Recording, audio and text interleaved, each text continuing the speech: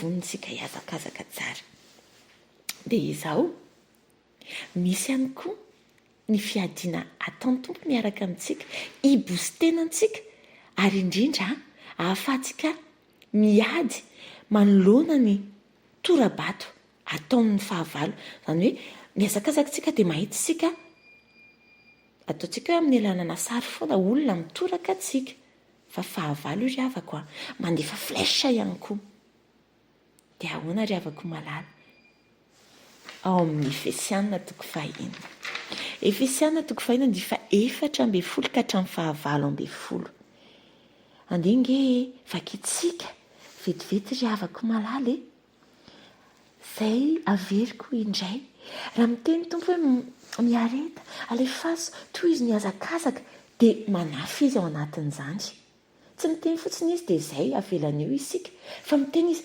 sady manafy izy dia ny anafiany antsika ny armure aminy antsika Efesianina toko 5:4-10 ka hatramin'ny 9:10 ange vakitsika vetivety ry havako hoe amin'ny anaran'i Jesosy mifaharara kasika ny fahamarinana ny valahanareo ary mitafy ny rary ny fiarovan-dratra kiraroa ny fahavonina ampanavy amin'ny filazantsara ny fihavanana ny tongotrareo ary ho fanampin'izany rehetra izany dia tany ny fonina ho ampinga izay azonareo hamono zanatspika amin'ny rehatra rehetra izay alefan'ilay ratsy araisy ny famonjena fiarovany do sy ny tenin'Andriamanitra ho sabatry ny fanahy ary mivavaha mandrakariva ho ny fanahy amin'ny fivavahana rehetra sy ny fangatahana ka miambena amin'izany amin'ny faharetana sy ny fangatahana rehetra ho an'ny olo-masina rehetra.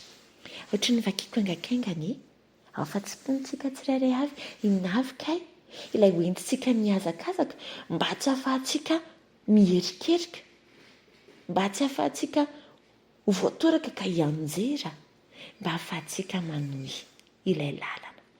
Voalohany izy izy ny ceinture dia fahamarinana. Ny fahamarinana izy sikino ataovy tahaka ny ceinture ny vérité araka ny tenin'Andriamanitra dia izao ny marina no afaka anareo tsy ho andevo. Rehefa mahafantatra ny marina isika, rehefa mihazona ny fahamarinana isika ry havako malala dia miaro antsika izany manoloana ny fitaka sy ny lainga afafy ny devily sy ny satana. Mihazakazaka izany tsika dia mandefa zanatspika ny devily satana dia mandainga izy, mamafy izy. Nefa tsika efa voaro, efa manana ilay ceinture ny fahamarinana isika ry havako ka tsy afaka handainga izy. Resitsika aloha izy amin'izay lafin'izay. Faharoa, ny rariny izy izy. Ny rariny izy tafio ho fiarovan-dratra, cuirasse de la justice. Tsara be ary tena armure tsara, tena ataoko hoe nisan'ny tsara indrindra satria io ilay miaro ny fo. Cuirasse fiarovan-tratra ao amin'ny tratra ao ny fotsika. Io ilay miaro ny fo ny mino manoloana ny tafika ataony devoly ara-tsaina sy ara-panahy. Ninona ambarambara ny ara-tsainao, ninona anakifikiviantsika eo, tsika efa manana an'ilay mandeha amin'ny rariny sy amin'ny fahintsiny. Manaraka kiraroy ny filazantsara ny fihavanana ny tongotrareo. Ahafahantsika mijoro tsara amin'ny kiraro, mijoro tsara ny tongotra amin'ilay tenisy ahafahantsika mihazakazaka dia io koa ry havako malala. Tsy izay kiraro rehetra akory dia mety eo fa ilay kiraro mahatonga antsika mijoro amin'ny finoanan'ny tompo ary ahafahantsika foana mitory ny filazantsara ny fihavanana. Manaraka ny finoana ho ampinga mamono zanatspika alefa ny fahavalo. Ny finoana ho ampinga mamono ny zanatspika alefa ny fahavalo. Tanany bouclier de foi tsika izany dia miaro amintsika iny amin'ny fisalasalana rehetra. Manaraka ry havako ny famonjena ho fiarovan-doha. Ny kasika miaro ny lohantsika, miaro ny eritreritrintsika. Fahaenina sabatry ny fanahy, épée de l'esprit, ny tenin'Andriamanitra. zay no hoe tokony ianarantsika mandraikariva ny tenin'Andriamanitra fa io ny arme offensive. Io no arme offensive. Ireo atao aloha rehetrarehetra ireo ahafahantsika miary fa ty tena hoe ahafahantsika miady mihitsy. Misy mihitsy tsika eo mpiazakazana tena mijoro mihitsy manoloana antsika. Tenin'Andriamanitra no ahafahantsika miady aminy.